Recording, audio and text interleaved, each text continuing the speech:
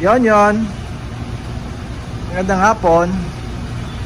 Welcome back for another video.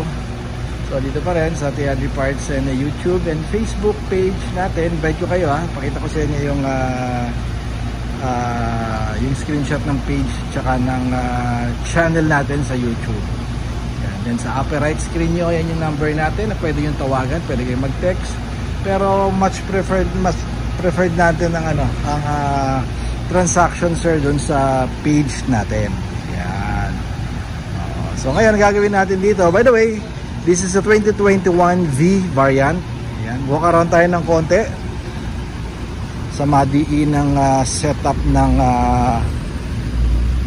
Fortuner na to.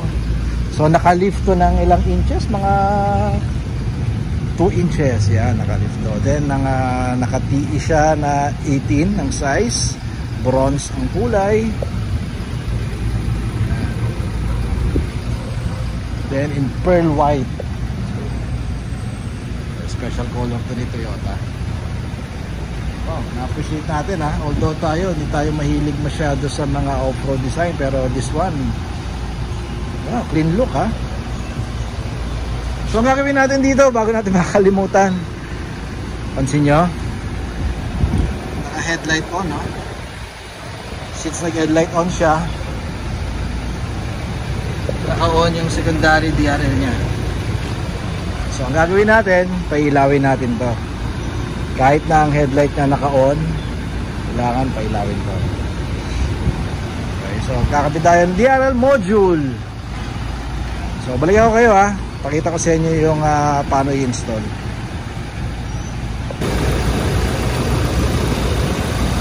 Left and right. So anyway, wala na bang left and right talaga dyan. So kahit magkapalit yan, okay lang. So tinanggal na natin dito. Medyo ito yung socket ng female. Ito yung from source.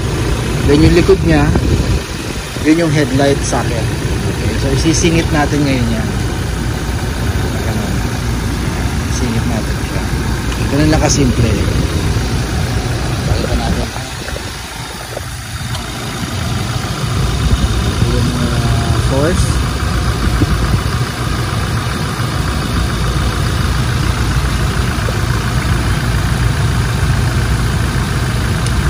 Narinig nyo naman may click na may click sound siya.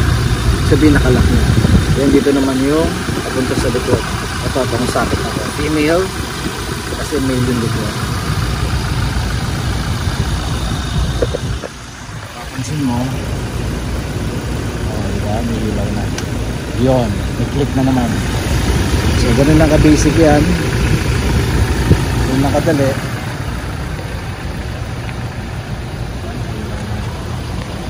Ganda ng headlight. Sama ang DRL kasi pinapatay lang. Medyo off, diba? Sayang. Sa gabi mo pa naman ma-appreciate ang DRL. Nakapatay pa kasi nandun pa isa, di pa natin nakakita.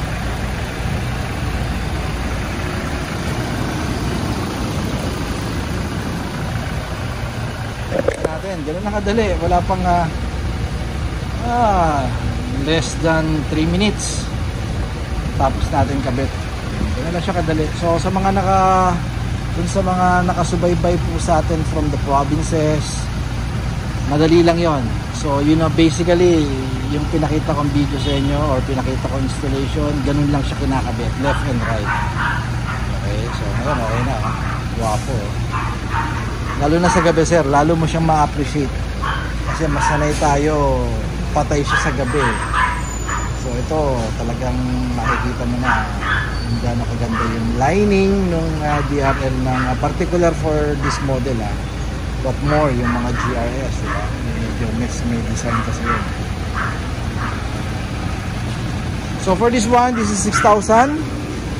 Free installation tayo sir once na pupunta kayo dito sa area natin pair na po yun, plug and play. So if ever whatever happened dun sa headlight mo, madali siyang tanggalin kung gusto mong ibalik sa stock. Okay, so again, this is a 2021 V variant 4x2. So Thank you kay Sir RJ ng Manila. And again, invite ko kayo to visit and like our page, TRD Parts, and YouTube channel natin, TRD Parts din. Pakisubscribe na rin sir and click the notification bell, okay, for the future video na i-upload natin, manonotify kayo. Okay, so keep safe everyone, and bye bye.